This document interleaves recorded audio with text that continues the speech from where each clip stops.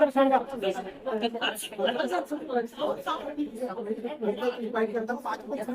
मला युद्धविराम झाला, चालू करायचं. आज अतिशय आनंदाची गोष्ट आहे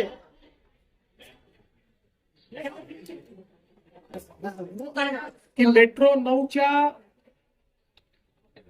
पहिल्या टप्प्याचं आपण उद्घाटन केलेलं आहे. 2018 साली आपण याचं भूमिपूजन केलं होतं आणि त्यानंतर मुंबई आणि मीरा भाईंदर यांना जोडणारी मेट्रो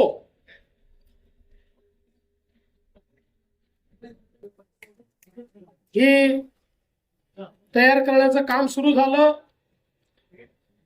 मागच्या काळात शिंदे साहेबांनी आणि मी याचा ट्रायल रन देखील बघितला होता आणि आज प्रत्यक्ष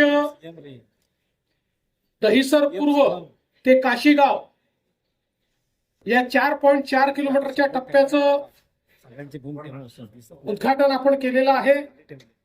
यात 4 स्थानक आहेत आणि विशेषतः मेट्रो 7 ला ही कनेक्टिंग मेट्रो झालेली आहे. त्यामुळे दहिसर पूर्व, पांडुरंगवाडी, मीरागाव आणि काशीगाव अशी 4 स्टेशन्स आहेत. आता जो दुसरा टप्पा आहे, ज्या दुसऱ्या टप्प्यामध्ये साईबाबा नगर ते सुभाषचंद्र बोस मैदान याचंही काम जवळपास 96% पूर्ण झालेलं आहे. काही क्रिटिकल पार्ट्स राहिले असल्यामुळे आमचा प्रयत्न असेल की याच वर्षी त्याचे उद्घाटन हे झालं पाहिजे आणि त्यातनं जवळपास अजून 4.3 किलोमीटर ती मार्गिका असेल, ज्यात 4 स्थानकं असतील आणि त्याच्यामध्ये साईबाबा नगर, बेदेतिया नगर, शहीद भगतसिंग उद्यान आणि सुभाषचंद्र बोस उद्यान, म्हणजे एकूण आपण जर बघितलं तर पूर्णपणे मुंबई आणि मीरा भाईंदरला जोडण्याचं काम या मेट्रोच्या माध्यमातून होत आहे. जवळपास 6,607 कोटी रुपये या संपूर्ण एकूण प्रकल्पाकरता लागणार आहे आणि विशेषतः ज्या प्रवासाकरता मिनिमम 1 तास आणि कधी कधी 2 तास लागतात, तो प्रवास 30 मिनिटांमध्ये या ठिकाणी पूर्ण करण्याचं या मेट्रोमुळे आपल्याला भाग्य लाभणार आहे. ही मेट्रो 7 ला जोडली गेली आहे, पुढे ती मेट्रो 3 ला जोडली जाते. त्यामुळे अगदी कुलाब्यापर्यंत सीमलेस कनेक्टिव्हिटी ही मीरा भाईंदर पासनं या मेट्रोच्या माध्यमातून पुढच्या काळामध्ये मिळणार आहे. याच्यामध्ये आपल्याला माहिती आहे की आता कॅशलेस तिकीट आपण केलेलं आहे, स्मार्ट कार्ड केलं आहे, कार्ड 1 केलं आहे, इंटिग्रेशन ट्रान्सपोर्टेशनचं झालं पाहिजे या दृष्टीने देखील आपण कार्ड तयार केलाय. आणि आताच मला MMRDAच्या अधिकाऱ्यांनी माहिती दिली की आता 80% व्यवहार हा कॅशलेस चाललाय. फक्त 20% लोक कॅशमध्ये तिकीट घेत आहेत. त्यामुळे मला असं वाटतं की आपलं जे कार्ड आहे हे चांगल्या पद्धतीनं या ठिकाणी यशस्वी झालंय. सौर ऊर्जा असेल, रेन वॉटर हार्वेस्टिंग असेल, LED लाइटिंग असेल, त्यासोबत रिजनरेटिव्ह ब्रेकिंग, या सगळ्या गोष्टींमुळे हा प्रकल्प हरित प्रकल्प म्हणून या ठिकाणी गणला जाणार आहे. विशेषतः एक जो पहिल्यांदा आपण नागपूरला पॅटर्न केला होता, मेट्रो आणि फ्लायओव्हर एका पिलरवर, ज्याच्यामुळे खूप मोठ्या प्रमाणात फायदा होतो, तेही काम याच्यामध्ये झालेलं आपण बघितलं.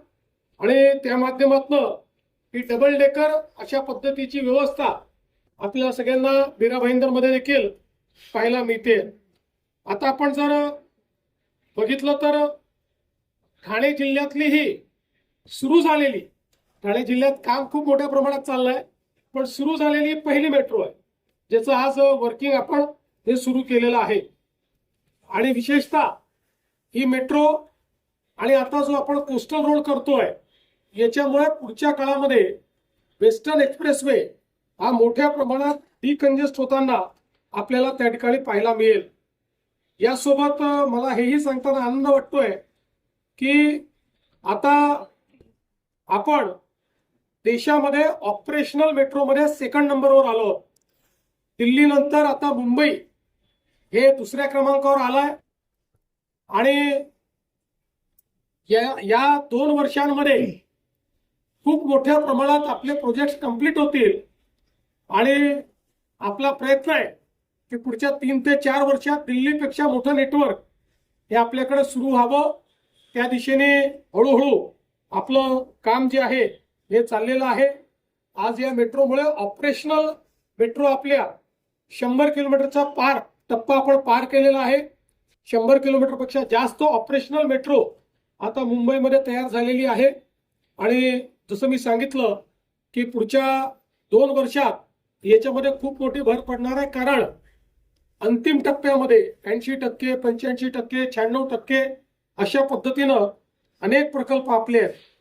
आता जर आपण बघितलं तर आपली Versova Andheri Ghatkopar line A, Dahisar east DN Nagar line 2A, Dahisar east पासनं गुंदवली ही line 7, Kolaba BKC SEEPZ line 3, Dahisar Kashinagar line 9 आणि लाईन 2B मंडाले पासनं तर डायमंड गार्डन असं या ठिकाणी काम आपलं जे आहे. आणि नवी मुंबईची पण CBD बेलापूर पासून पेंढरपर्यंत अशा या लाईन्स आपल्या ऑलरेडी ऑपरेशनल आहेत आणि इतरही लाईन्सचं काम हे अत्यंत वेगाने आपण करतो.